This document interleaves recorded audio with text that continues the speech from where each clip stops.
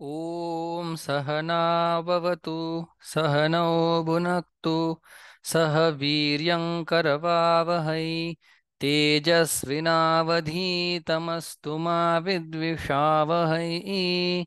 ॐ शान्ति शान्ति शान्तिः। वंशी विभूषितकरान्नवनीरदाभात् पीताम्बरादरुणबिम्बफलाधरोष्ठात् पूर्णेन्दुसुन्दरमुखादरविन्दनेत्रात् कृष्णात् परं किमपि तत्त्वमहं न जाने। सम्पाद्य ज्ञानं च विधाय भक्तिं विलोकितो येन समाधिराजः वैराग्यवन्तं सुविचारयुक्तं नमामि जोगं शिरसा गुरुन्तम्। समस्तजनकल्याणे निरतं करुणामयं नमामि चिन्मयं देवं सद्गुरुं ब्रह्मविद्वरम्। भगवद्गीता अध्याय दुसरा, धावतं चिंतन, सांख्ययोग, ज्ञानाचा विचार भगवंत करतात। अज्ञानामुळे मोह आहे, मोहामुळे शोक आहे। शोक घालवायचा असेल मोह गेला पाहिजे, मोह घालवायचा असेल अज्ञान गेलं पाहिजे, अज्ञान घालवायचा असेल ज्ञानच पाहिजे। म्हणून सुरुवातीला भगवंताने ज्ञान सांगितलं। ज्ञान सांगून झाल्यानंतर भगवान आता कर्मयोग अर्जुनाला सांगत आहे। पहिल्या भागामध्ये आपण ज्ञानाचा विचार केला, या भागामध्ये आता आपण कर्मयोगाचा, कर्माचा विचार करूया। कर्म भिन्न आहे, कर्मयोग भिन्न आहे। कर्म काहीतरी मिळावं आणि मी करतोय या भावनेनं केलेलं कर्म, त्याला कर्म म्हणतात।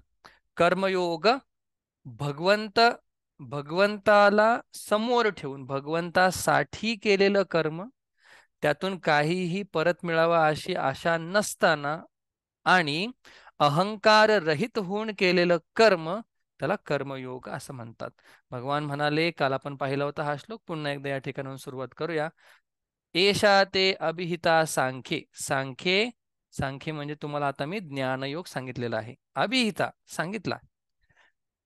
तू आता इमाम, तू म्हणजे आता इमाम हा शृणु बुद्धियोगे, तू इमाम शृणु, आता तू बुद्धियोग म्हणजे कर्मयोग पहा। आता हे जे शब्द आहेत हे कन्फ्यूज करणारे आहेत। सांख्य म्हणजे ज्ञानयोग, आपल्याला वाटतं बुद्धी म्हणजे ज्ञान आणि बुद्धियोग म्हणजे ज्ञानयोग। या ठिकाणी बुद्धियोग शब्दाचा अर्थ कर्मयोग असा आहे।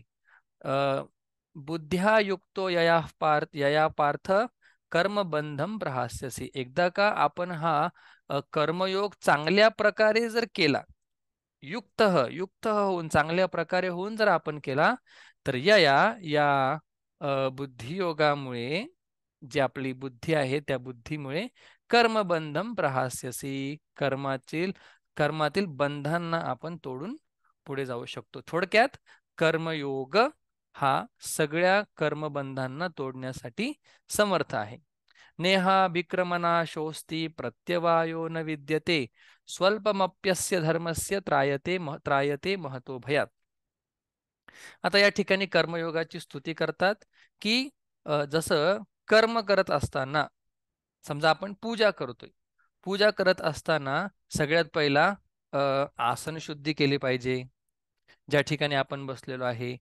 कर्म करत असताना, पूजा करत असताना काही ठराविक स्टेप्स आहेत। मग तुम्ही नैवेद्य सुरुवातीलाच दाखवू शकत नाही, धूप दीप नैवेद्य असा क्रम आहे। मंगल शेवटी करावं लागतं, मंगल नीरांजनम। सुरुवातीला आपण पाद्यम समर्पयामी, मग आपण त्यांचे पाय धुतो। पहिला आसन शुद्धी, मग त्यांना आपण पाय धुतो, मग हळूहळू बाकीच्या सगळे उपचार आपण करतो। का? तर कर्मामध्ये क्रम आहे। आधी तुम्ही स्वतःची आसन शुद्धी करा, मग ध्यान करा, मग भगवंताचं आवाहन करा, मग त्यांचे पाद प्रक्षालन करा, मग त्यांना अंघोळ घाला, सगळे क्रिया, मग धूप, मग वस्त्र द्या, मग धूप, दीप, नैवेद्य द्या, मग राजोपचार करा, काहीतरी त्यांच्यासाठी गा, भगवंताला खुश करा, भगवंत तुमच्यासाठी पूजेमध्ये आलेले आहेत. अशा प्रकारे क्रम आहे. तसा क्रम कर्मयोगामध्ये नाही. न इह, इह म्हणजे कर्मयोगामध्ये, न इह अभिक्रम नाशोस्ती. या ठिकाणी कर्मयोगामध्ये तुम्ही पहिला हेच केलं पाहिजे, तेच केलं पाहिजे नाही. ईश्वरार्पण बुद्धीने तुम्ही जे योग्य असेल ते करा. प्रत्यवायो न विद्यते. समजा आपण पूजा करत असताना एखादी स्टेप चुकली, आपण विसरलो, तर त्याचा दोष होतो. तसं कर्मयोगामध्ये दोष निर्माण होत नाही. आणि कर्म कर्म जेव्हा आपण करतो त्यावेळी सगळ्या गोष्टी यथोचित झाल्या तरच त्याचं फळ आपल्याला मिळत असतं. तसं कर्मयोगात नाही. भगवान म्हणतात स्वल्पमप्यस्य धर्मस्य. थोडा जरी कर्मयोग आपण केला, चांगल्या बुद्धीने जसा करायला पाहिजे तसा, त्रायते महतो भयात, मोठ्या भयातून ते आपल्याला तारून नेऊ शकतं. भगवान सांगतात कर्मयोगाने कर्म करणारे जी बुद्धी आहे ही भगवंताशी एकरूप झालेली असते, भगवंतावरती स्थिर असते आणि कर्म चालू असतं. त्याचबरोबर दुसऱ्या, ऑन दी अदर हँड, आपण जर पाहिलं तर जो सकाम पुरुष आहे त्याच्या मनामध्ये जितके विषय तितके विचार मनामध्ये चालू असतात. जेवढे विषय, कार घ्यायचाय कारचा विषय, घर घ्यायचाय घरचा विषय, लग्न करायचं लग्नाचा विषय, अशा अनेक बुद्ध्यांना फाटे फुटलेले असतात. का? तर तो सकामी पुरुष आहे, तो कर्मयोगी नाही. जो कर्मयोगी असेल तो कार घेताना सुद्धा भगवंताच्याच कार्यासाठी घेत आहे. घर घेताना सुद्धा साधू संत महात्म्यांची सेवा झाली म्हणूनच तो घर घेणार आहे. लग्न करत असताना सुद्धा पत्नीलाही घेऊन मी भगवंताचंच कार्य करेल अशा भावनेने तो काम करत असतो. म्हणजे व्यवसायात्मिका बुद्धी ही भगवंतावरती दृढ, भगवंतालाच अंतःकरणामध्ये ठेवून कर्म करणारी बुद्धी एक इह, एका इह, एकच आहे कुरुनंदन. आणि अव्यवसायीनाम म्हणजे सकामी पुरुष, बुद्धयः ही अनंताः बहुशाखाः. जे अव्यवसायी आहेत, जे कर्मयोगी नाहीत, त्यांच्या बुद्धींच्या विचारांना हजारो अनंत फाटे असतात, बहुशाखा. आता पुढे सकामी लोकांचं वर्णन करतात की त्यांचे विचार कसे आहेत. 3 श्लोकांचा मिळून हा एक श्लोक अर्थ आपल्याला पाहायचा आहे. बघूया आपण कसं आहे ते. यामिमां पुष्पितां वाचं प्रवदन्त्य विपश्चितः वेदवादरताः पार्थः नान्यदस्ति इति वादिनः. हे जे लोक आहेत त्यांना अविपश्चित म्हटलेलं आहे. म्हणजे जे सकामी लोक आहेत त्यांना. सकामी म्हणजे काहीतरी काम मनात धरून त्यांचं जीवन चाललेलं आहे, भगवंताशी त्यांना काही घेणं देणं नाही. इच्छा मनात आणायच्या, त्या पूर्ण करायच्या, त्यांना अविपश्चित असं म्हणतात. प्रवदंती, ते काय बोलतात. काय बोलतात? इमाम पुष्पिताम वाचम म्हणजे फ्लावरी लँग्वेज, अतिशय गोड भाषा ते आपल्याला सांगतात. कोण? हे सकामी लोक. देव वगैरे काय आहे? तुमची इच्छा आहे ना गाडी घ्यायची, घ्या, एन्जॉय करा, विषय संपला. मग ती गाडी घेण्यासाठी काय काय केलं पाहिजे? लोन घ्या, हे घ्या, असं आपल्याला गोड वाटणारी भाषा. पुष्पिताम वाचम प्रवदंती ते बोलतात. ठीक आहे. पण आता ज्याच्याबद्दल मी बोललो ते काय सामान्य लोक आहेत. पण हे वेदाला मानणारे, वेदवादरताः. वेदवादरताः म्हणजे वेदाने सांगितलेल्या सकाम कर्मांना मानणार आहेत. वेद म्हटलंय ना स्वर्गाला जायचं, स्वर्गालाच जायचं, मोक्ष वगैरे नाही. ते नंतर सांगितलंय वेदाने, आधी काय सांगितलंय आणि त्याच्यातच तात्पर्य आहे. वेदाचं तात्पर्य स्वर्गाला जाणं हेच आहे. नान्यदस्ति इति वादिनः. आणि ते दुसरं काहीही बोलत नाही. वेदवादरता, वेदाने सांगितलेल्या सिद्धांतामध्ये ते रत असतात. वेदवादरताः वेदाने सांगितलेल्या कर्मफलाचे ते प्रशंसक असतात. मग कसे असतात ते? कामात्मानः त्यांच्या अंतःकरणात विषयांविषयी इच्छा असतात. स्वर्गपराः आणि स्वर्गच सगळ्यात शेवटचं आहे. पण हे सगळं कसं आहे? जन्म कर्म फलप्रदाम, जन्म आणि जन्म मृत्यू देणार आहे. स्वर्गाला जाणं म्हणजे काही मुक्ती नाही, पुन्हा आपल्याला पृथ्वीवरती यावंच लागतं. ज्ञानोबा उदाहरण देतात, नुहुषू स्वर्गाधिपती झाला, पण भुजंगत्व पावला नेनसे काय, भुजंगत्व त्याला प्राप्त झालं. मग स्वर्गपरा, स्वर्गच सर्वश्रेष्ठ आहे असं ते मानतात. क्रिया विशेष बहुलाम, आणि विशिष्ट क्रिया विशिष्ट काळावरती केल्या पाहिजेत अशा प्रकारचा विचार त्यांच्या अंतःकरणामध्ये असतो. आणि भोग ऐश्वर्य गतीम प्रती, भोगांचा उपभोग घ्यायचा, ऐश्वर्य आपल्याकडे खूप संपत्ती धन धान्य सगळं काही भरपूर असावं यासाठी विशेष क्रिया करणारे ते असतात. स्वर्गच त्यांच्यासाठी शेवटचा आहे. पण तो स्वर्ग सुद्धा कसा आहे? जन्म कर्म फलप्रदाम, जन्म कर्म फल देणारा आहे.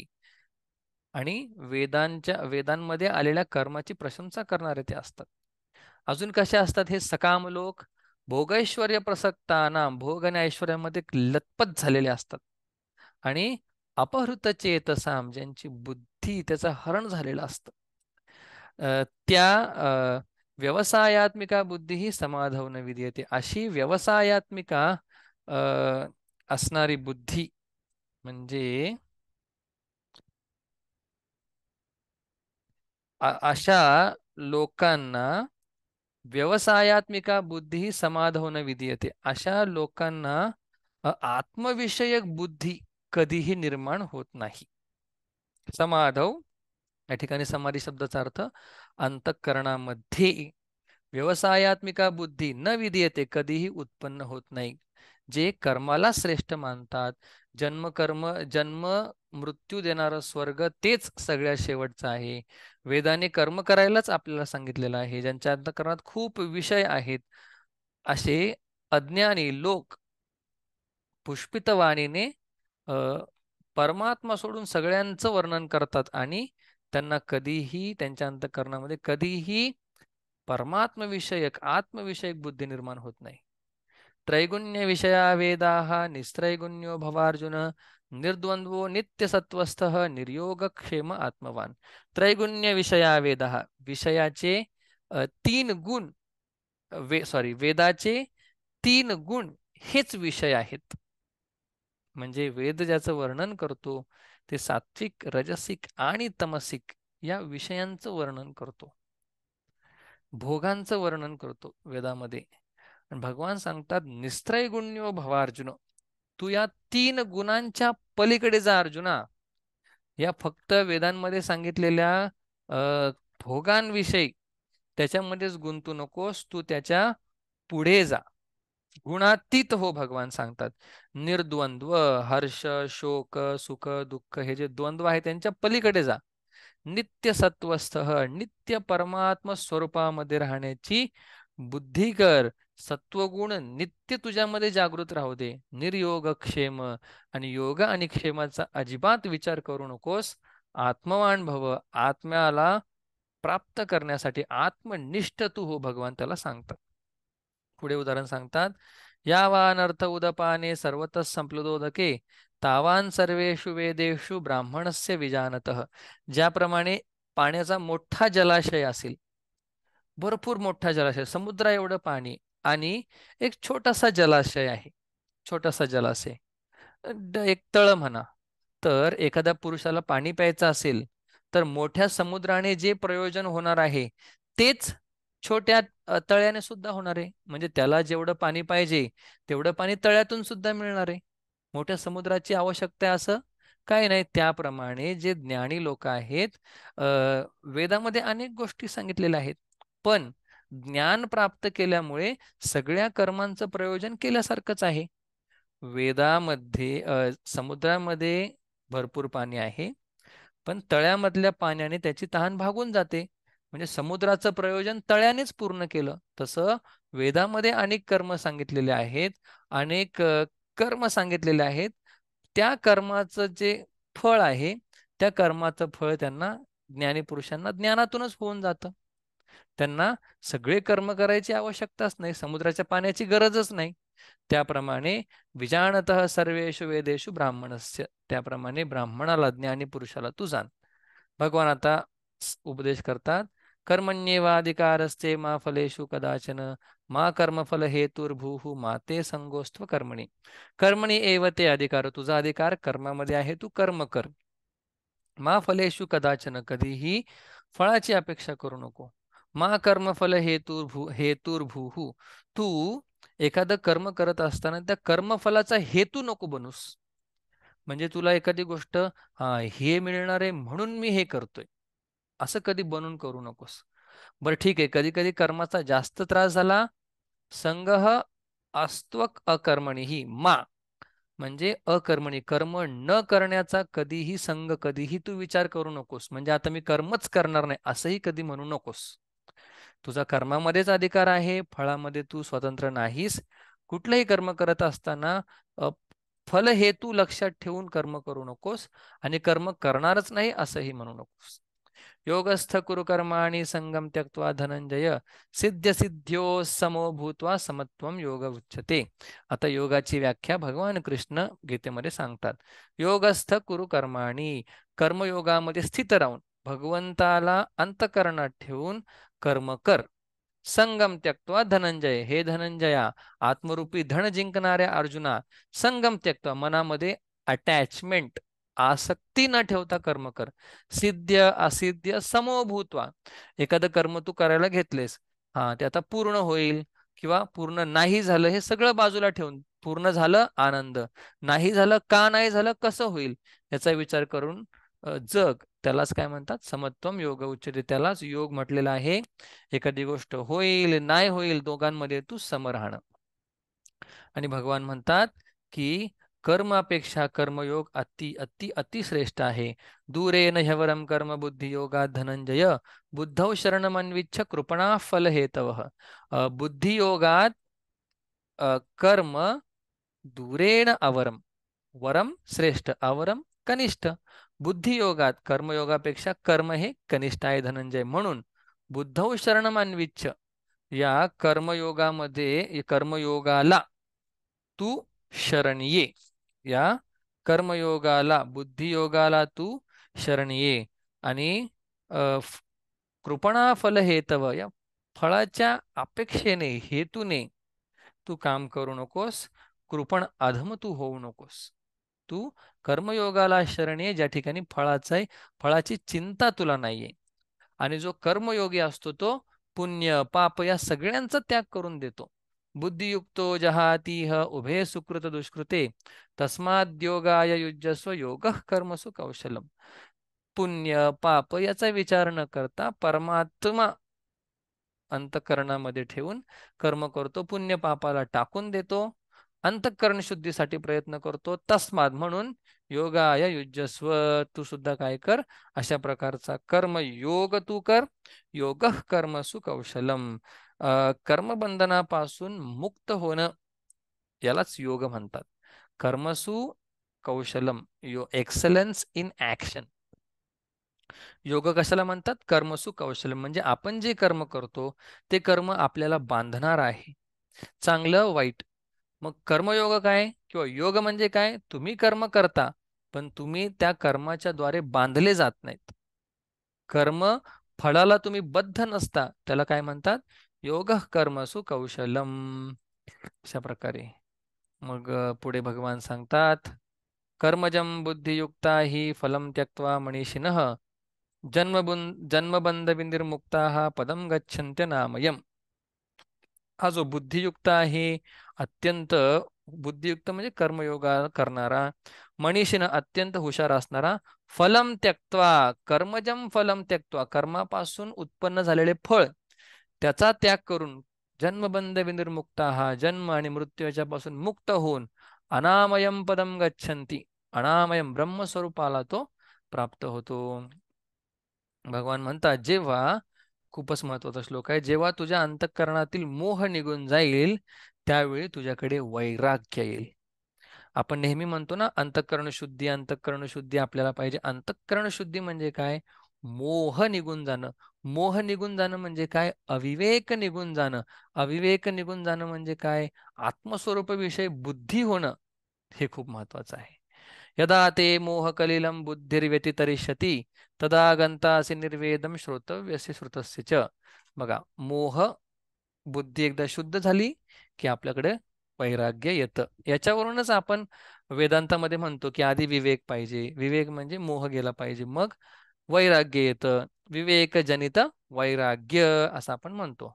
यदा म्हणजे जेव्हा ते तुझी बुद्धी ही बुद्धी मोहकलिलम व्यतितरिष्यती, जेव्हा तुझी बुद्धी या मोहरूपी कलिलाला, या मोहरूपी मालिन्याला टाकून देईल, तदा त्यावेळी श्रोतव्यस्य, जे तू ऐकणार आहेस, श्रुतस्य च, जे तू ऐकलेले आहेत अशा सगळ्या विषयांपासून निर्वेदम गंतासी, तू या सगळ्या विषयांपासून मुक्त होऊन जाशील ज्यावेळी तुझी बुद्धी या मोहरूपी मालिन्याला टाकून देईल. वा, आपली जी बुद्धी आहे ही वेदातील अनेक अनेक विचारांना ऐकून काय होते, थोडीशी भ्रमित होते. या ठिकाणी असं सांगितलंय, त्या ठिकाणी तसं सांगितलंय, या ठिकाणी असं सांगितलंय, मग हे कसं, बुद्धी हे येऊन जाते. तर भगवान म्हणतात की ज्यावेळी तुला वैराग्य प्राप्त होईल त्याच्यानंतर, श्रुती विप्रतिपन्ना ते यदा स्थास्यते निश्चला समाधावचला बुद्धी तदा योगम वापससी. श्रुतीमध्ये अनेक श्रुती विप्रतिपन्ना ते, ते म्हणजे तुझी, यदा ज्यावेळी तुझी बुद्धी अनेक विचार ऐकल्यानंतर विक्षिप्त होते, ती विक्षिप्त झालेली बुद्धी किंवा वेदांमध्ये ऐकलेल्या अनेक मतांमुळे संभ्रम निर्माण झालेली बुद्धी ही जेव्हा निश्चला स्थास्यती, ही जेव्हा निश्चल होईल, विकल्प शून्य होईल, समाधावचला बुद्धी तदा तदा योगम वापस्यसी, आणि ही समाधीमध्ये परमात्म्यामध्ये, या ठिकाणी समाधी शब्दाचा अर्थ परमात्म्यामध्ये ज्यावेळी ती अचल होईल, समाधावचला बुद्धी तदा, त्यावेळी तुला खऱ्या योगाची प्राप्ती होईल, तू खऱ्या अर्थाने परमात्माशी एकरूप होऊन जाशील. अर्जुन आता प्रश्न विचारतात की भगवान, असा जो पुरुष आहे जो कर्मयोगाने गंतव्य स्थानाला किंवा जे प्राप्त करायचं होतं त्याला प्राप्त झालेला आहे, अशा पुरुषाचे मला तुम्ही लक्षण सांगा. तो कसा बोलतो, तो कुठे कसा बसतो, तो कसा चालतो, याचे तुम्ही मला लक्षण सांगा. अर्जुन उवाच स्थितप्रज्ञस्य का भाषा समाधिस्थस्य केशव स्थितधिक किं प्रभाषेत किमासीत व्रजेत किम. स्थितप्रज्ञस्य का भाषा, अशी ज्याची बुद्धी स्थिर आहे, समाधिस्थस्य केशव, जो चांगल्या प्रकारे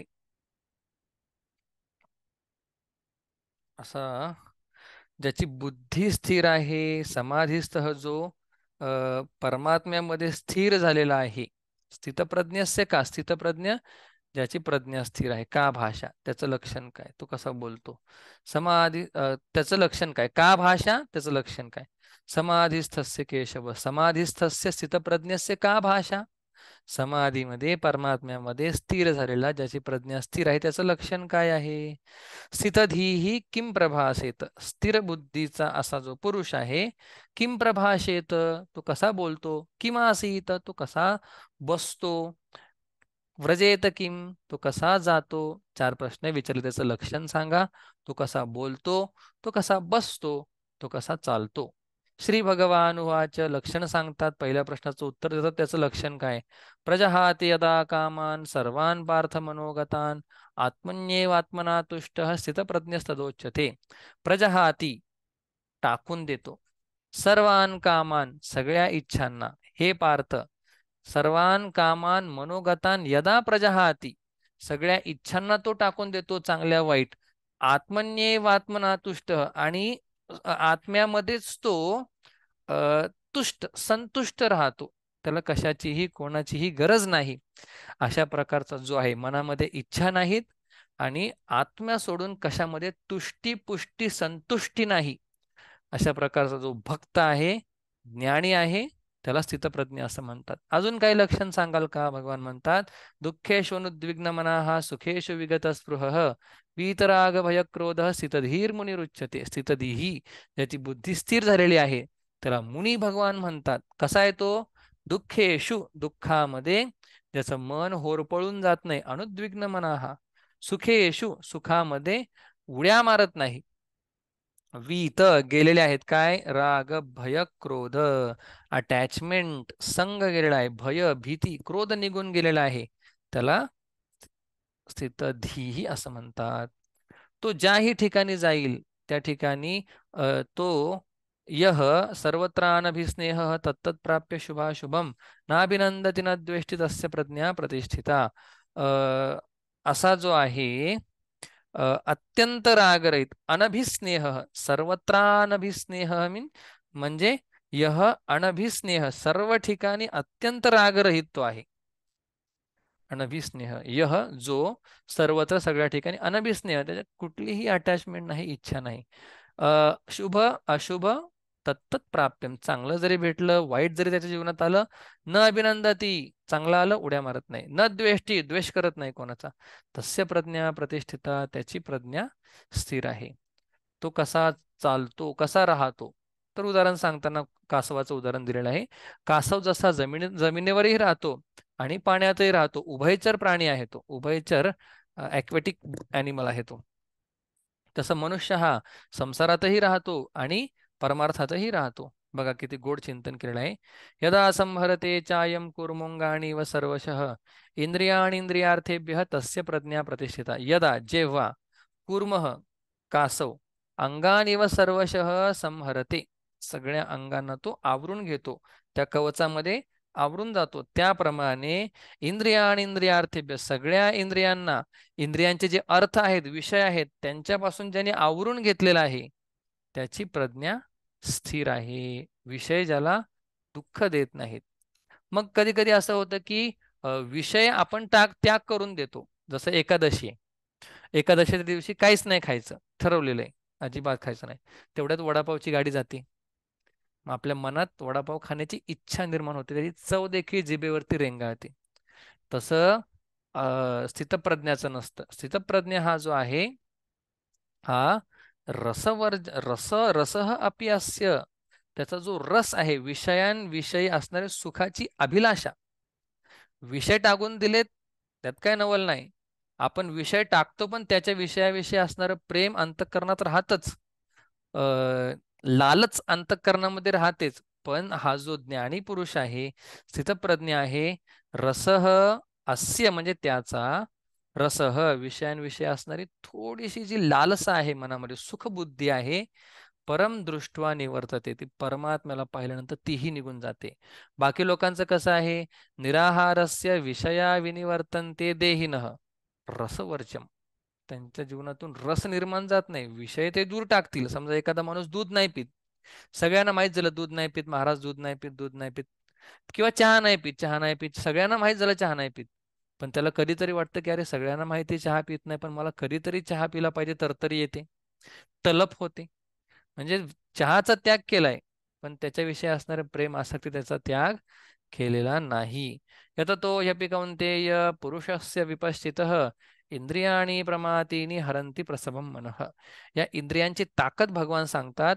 यततः, यततः म्हणजे एखादा प्रयत्न करणारा, इंद्रियांना आवरणारा.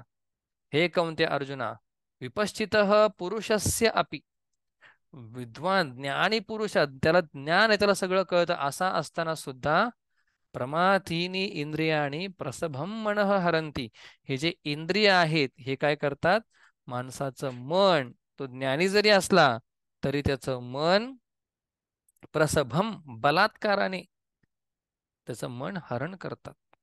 तानि सर्वाणि संयम्य युक्ता आसीत मत्परः वशे हि यस्येंद्रियाणि तस्य प्रज्ञा प्रतिष्ठिता. तानि सर्वाणि संयम्य, त्या सगळ्या इंद्रियांचं दमन कर. युक्त आसीत मत्परः, आणि युक्त होऊन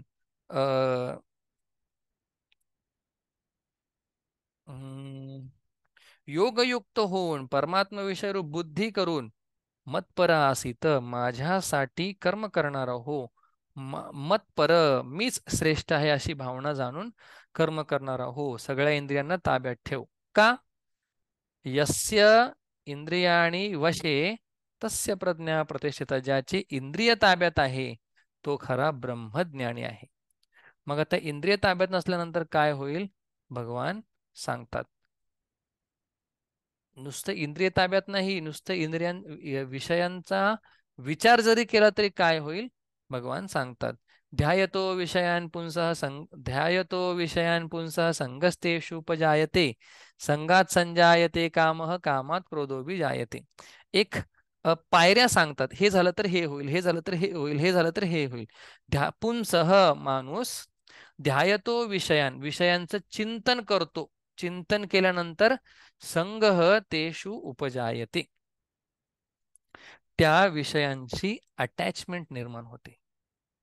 नुसतं चिंतन केलं तरी संगात संजायते काम, आणि त्या अटॅचमेंटमुळे डिझायर, इच्छा निर्माण होते. आणि ती इच्छा जर पूर्ण झाली तर ती अजून पाहिजे असं वाटतं. इच्छा पूर्ण नाही झाली, क्रोधोभिजायते. समजा मी आईस्क्रीमचा विचार करतोय आणि मग मला अटॅचमेंट, मला खूप आईस्क्रीम छान वाटेल, आईस्क्रीममुळे मला खूप खूप मस्त वाटणार आहे. मग त्या आईस्क्रीम मस्त मला आनंद देणार आहे, यामुळे काय होतं, मला आईस्क्रीम पाहिजे अशा प्रकारची इच्छा निर्माण होते. मिळाली, अजून एक पाहिजे. नाही मिळाली, का नाही मिळाली, अशा प्रकारे. क्रोधात भवती संमोह, क्रोधामुळे काय होतो, संमोह. एकदा राग आल्यानंतर चुकीचे विचार आपल्याकडून केले जातात. संमोहा स्मृती विभ्रम, आणि चुकीचे विचार केल्यामुळे जे बरोबर विचार आपल्या अंतःकरणामध्ये आहेत, की रागावलं नाही पाहिजे, येणारं जाणार आहे सगळं, क्षणिक आनंद मिळतो, हे सगळे विचार निघून जातात. स्मृतिभ्रंशात बुद्धिनाश, या स्मृतिभ्रंशामुळे काय होतं, बुद्धिनाश आपला होतो, म्हणजे ज्ञान निघून जातं सगळं. बुद्धिनाशात प्रणश्यती, आणि एकदा का चांगले विचार, माणसाला पुढे घेऊन जाणारे विचार नष्ट झाले, मग काही जीवनामध्ये काही राहत नाही. मनुष्य जिवंत असताना देखील मेल्यासारखा तो राहतो. मग बघा, मनामध्ये विचार केले, अटॅचमेंट असल्या, सगळ्या गोष्टी असल्या, तर ते विषय आपल्याला जीव घेणाऱ्या, जीवघातक आहेत. तेच जर आपल्याला राग आणि द्वेष अंतःकरणामध्ये नसेल, म्हणजे एखाद्या विषयी अटॅचमेंट जर आपल्या अंतःकरणात नसेल, आपण कितीही विषयांचा उपभोग घेतला तरी आपल्याला काही होत नाही, आपल्याला आनंदच मिळणार आहे. भगवान सांगतात, राग द्वेषवियुक्तैस्तु विषयानिंद्रियैश्चरन् आत्मवश्यैर्विधेयात्मा प्रसादमध्ये गच्छति. राग द्वेष वियुक्त ही तू, राग द्वेष ह्याच्यापासून मोकळं होऊन, विषय आणि इंद्रियैश्चरन्, इंद्रियांच्या द्वारे विषयांमध्ये जर आपण त्याचा उपभोग घेतला, अंतःकरणामध्ये कशाचीही हाव नाही, अंतःकरणामध्ये कशाचाही तिरस्कार नाही, असा आत्मवश्यही विधेयात्मा प्रसादामध्ये गच्छति, अशा प्रकारे ज्याने अंतःकरण हातात घेतलेला आहे, इंद्रिय ज्याच्या ताब्यात आहेत, असा तो प्रसादम अधिगच्छति, त्याला प्रसन्नताच प्राप्त होईल विषयांचा उपभोग घेतल्यानंतर. जो बुद्धियुक्त नाहीये तो मृत्यूलाच प्राप्त होईल, एवढा फरक आहे. मग तो विषयांचं आचरण, विषयांमध्ये उपभोग घेऊन सुद्धा त्याला काही होणार नाही, त्याला आनंदच, प्रसन्नताच मिळेल. आणि एकदा का प्रसन्नता मिळाली, प्रसादे सर्व दुःखानां हानिरस्योपजायते प्रसन्नचेतसो ह्याशु बुद्धी पर्यवतिष्ठते. एकदा का माणसाला प्रसाद, अंतःकरणाची प्रसन्नता मिळाली, तर काय होतं, सर्व दुःखानां हानी, ही सगळे दुःख त्याचे निघून जातात. सगळ्या दुःखांची अस्य सर्व दुःखानां हानी ही प्रसादे उपजायते, त्या प्रसादामुळे सगळे दुःख निघून जातात. आणि एकदा का अंतःकरण आनंदी झालं, प्रसन्न चेतसो ही आशु बुद्धी पर्यवतिष्ठते, हे आनंदी अंतःकरण, प्रसन्न अंतःकरण जे आहे ते परमात्म्यामध्ये सहजच सहजच स्थिर होतं. ठीक आहे, ज्याची बुद्धी प्रसन्न नाहीये, ज्याला हा कर्मयोग माहित नाही, त्याचं काय होतं, नास्ति बुद्धिरयुक्तस्य न चायुक्तस्य भावना न चा भावयत शांती अशांतस्य कुतः सुखम. नास्ति बुद्धिरयुक्तस्य, ज्याचे मन आणि इंद्रिय ताब्यात नाही, असा जो आहे अयुक्त, असा अयुक्त पुरुष ज्याचं मन आणि इंद्रिय ताब्यात नाही, न अस्य भावना न, त्याच्या अंतःकरणामध्ये परमात्म्याविषयी चिंतन कधी होऊ शकत नाही. नचा भावयत शांती, ज्याच्याकडून परमात्माचं चिंतन होत नाही, त्याला कधी शांती मिळणार नाही. अशांतस्य कुतः सुखम, आणि ज्याला परमात्म रूपी शांती मिळत नाही, त्याला सुख कुठून भेटणार, नाही भेटणार. पुन्हा एकदा इंद्रियाविषयी आपल्याला सांगतात, इंद्रियाणाम हि चरताम यन्मनोनुविधीयते ततस्य हरति प्रज्ञां वायुर्नावमिवांभसी. ज्याप्रमाणे हवा, वायू, नावम अंबसी, अंबसी समुद्रामध्ये असणारी नाव, हवेमुळे काय होते, एक वेगळ्या दिशेला निघून जाते.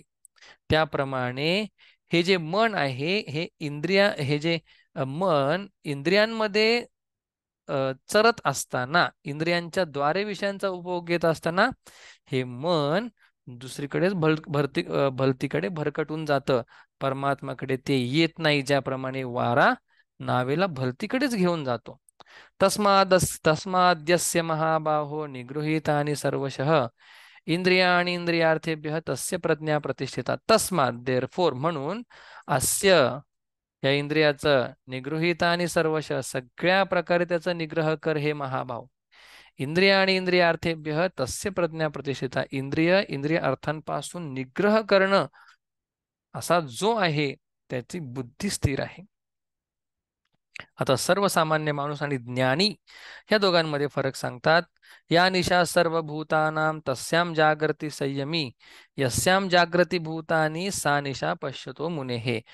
ज्ञानी लोक हे अ, ज्ञानी लोक ज्ञानी लोकांसाठी ज्ञानी आणि अज्ञानी दोघ आहेत. मग ज्ञानाची सकाळ ही अज्ञानाची रात्र आहे आणि अज्ञानाची रात्र ही ज्ञानाची सकाळ आहे, ज्ञानाची सकाळ आहे. म्हणजे सर्वभूतानाम, सगळ्या माणसांची जी रात्र या निशा, तस्याम संयमी जागरती, त्या ठिकाणी ज्ञानी पुरुष जागी आहे. म्हणजे काय, आत्मस्वरूप प्राप्ती करण्यासाठी सगळे संसारातले लोक झोपलेले आहेत. त्या ठिकाणी, ज्या ठिकाणी आत्मस्वरूप प्राप्तीसाठी लोक झोपलेले आहेत, त्याच ठिकाणी आत्मस्वरूप प्राप्ती करण्यासाठी हा संयमी ज्ञानी जागा आहे. यस्याम जागृती भूतानी, आणि ज्या ठिकाणी सगळी माणसं, सगळा प्रपंच जागा आहे, सा निशा पश्यतो मुने, ती मुनींची रात्र आहे. सगळा संसार काय करण्यासाठी जागा आहे? पैसे, घर, दार हे कमवण्यासाठी जागा आहे, त्याची ती सकाळ आहे. पण ज्ञानासाठी, मुनीसाठी ती मात्र रात्र आहे. आपूर्यमानमचलं प्रतिष्ठं समुद्रमापः प्रविशन्ति यद्वत् तद्वत् कामायं प्रविशन्ति सर्वे स शान्तिमाप्नोति न कामकामी. आपूर्यमानम अचलम प्रतिष्ठम, ज्या उदाहरण दिलेलं आहे की जो ज्ञानी आहे त्या ज्ञानाच्या अंतःकरणामध्ये हजारो इच्छा जरी निर्माण झाल्या तरी त्याची शांती मात्र भंग पावत नाही. ज्याप्रमाणे आपूर्यमानम अचलम प्रतिष्ठम, असा जो मोठा समुद्र आहे, त्या मोठ्या समुद्रामध्ये आपूर्यमानम, सगळीकडून पाणी आतमध्ये जातं, तरी पण तो समुद्र कसा असतो? अचलम प्रतिष्ठित, तो अचल अशा प्रकारचा असतो. त्याची प्रतिष्ठा, तो समान असतो, त्याच्यामध्ये काहीही बदल होत नाही. कितीही पाणी ऍड झालं तरी, कितीही पाणी काढून घेतलं तरी समुद्र कधी कोरडा होत नाही. त्याप्रमाणे तद्वत कामायम प्रविशन्ति सर्वे स शांती आपनोती, त्याप्रमाणे कितीही अंतःकरणामध्ये इच्छा निर्माण झाल्या तरी त्याची शांती मात्र भंग होत नाही, त्याला शांती मिळतेच. कामकामी माणसाला, कधी कामी पुरुषाला, ज्याच्या अंतःकरणामध्ये हजारो हजारो इच्छा आहेत आणि तो त्याच्या इंद्रियांना वश करू शकत नाही, मनावरती त्याचा ताबा नाही, अशा पुरुषाला हजारो इच्छा लाखो दुःख देणार आहेत. आणि ज्याचं मन परमात्मा स्वरूपाच्या ठिकाणी स्थिर आहे त्याला हजारो इच्छा एक किंचित तसूभरही दुःख त्याला देणार नाही. म्हणून भगवान शेवटी सांगतात सगळ्यांना, विहाय कामान्य सर्वान् पुमांश्चरति निस्पृहः निर्ममो निरहंकारः स शांतीम अधिगच्छति. सह तो शांतीम अधिगच्छति, त्याला शांती मिळते. कोणाला?